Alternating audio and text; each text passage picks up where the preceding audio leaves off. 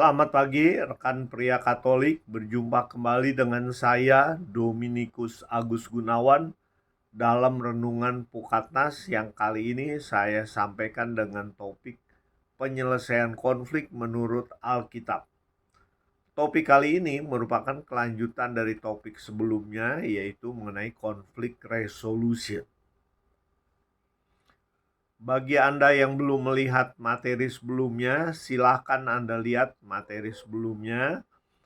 Nah, yang sekarang ini adalah lanjutan dari materi tersebut.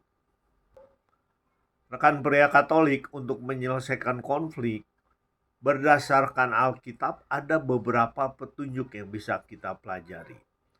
Petunjuk yang pertama itu adalah sebelum menyelesaikan masalah konflik dengan orang lain, langkah pertama adalah berbicara lebih dulu kepada Allah. Jadi konflik tersebut perlu didoakan, jangan digosipkan, jangan disebarkan, jangan dibuat jadi hoax. Nah, harapan kita adalah Allah akan mengubah hati saya dan hati orang yang sedang konflik dengan saya tersebut. Dan di sini ada ayatnya, yaitu dari Yakobus bab 1 ayat yang kedua. Bunyinya demikian. Dari manakah datangnya sengketa dan pertengkaran di antara kamu? Bukankah datangnya dari hawa nafsumu yang saling berjuang di dalam tubuhmu? Kamu mengingini sesuatu, tetapi kamu tidak memperolehnya, lalu kamu membunuh.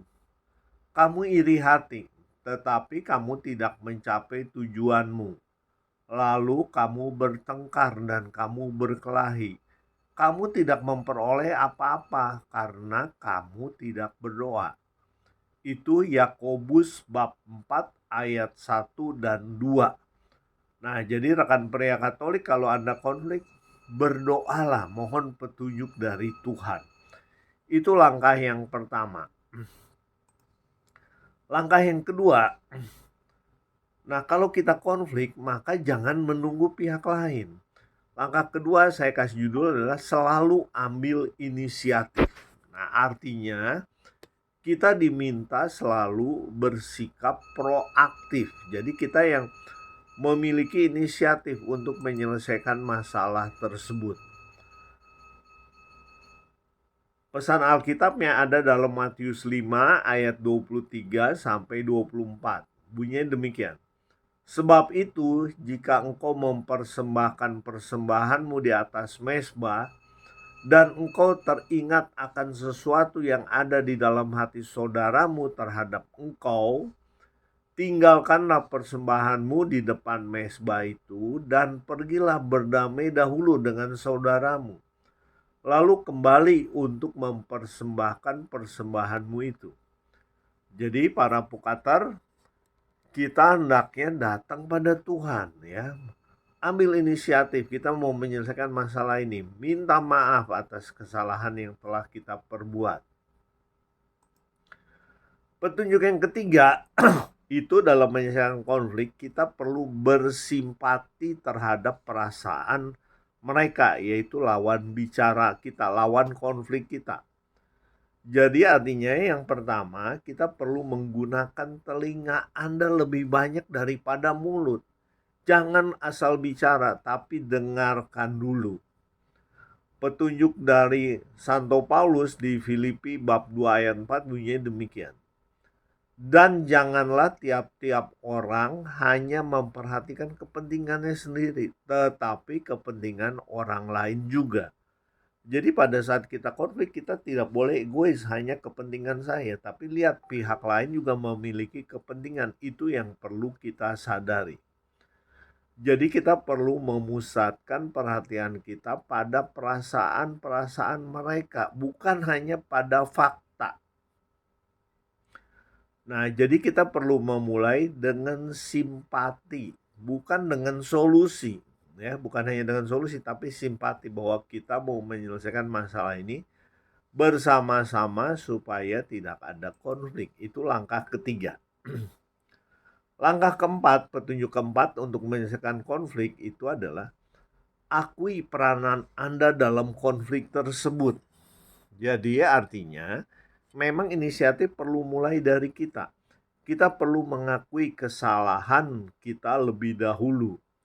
Nah, kita dalam hal ini perlu minta bantuan Allah untuk menunjukkan, Tuhan, apa sih kesalahan saya sehingga lawan saya ini tidak mau mengerti, sehingga kami terjadi konflik. Nah, itulah Anda bawa dalam doa. Pesan Alkitab ada tertulis dalam Matius bab 7 ayat yang kelima.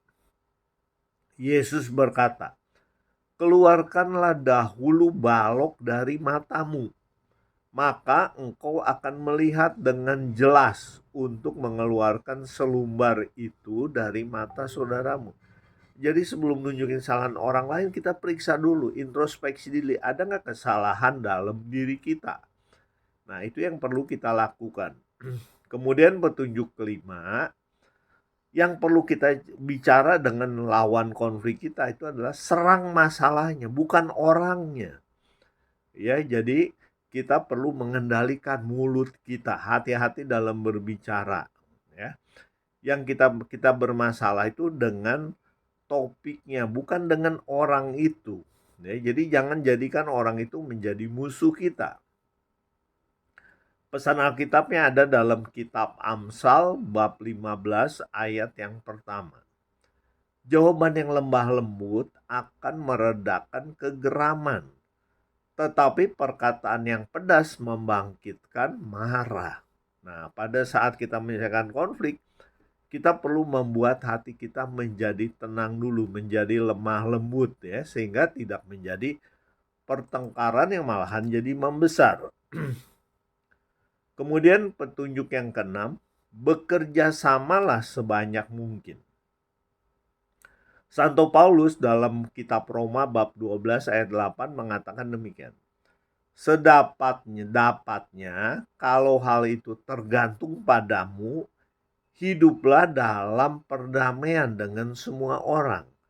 Jadi jangan mencari masalah, tapi kita perlu mencari perdamaian dengan semua orang. Memang damai itu tidak mudah. Damai itu memiliki harga. Apa harganya? Kalau kita mau berdamai, tentu saja kita perlu membayar dengan kesombongan kita. Dengan egoisme kita, kita perlu menutupinya, membayarnya dengan hal itu.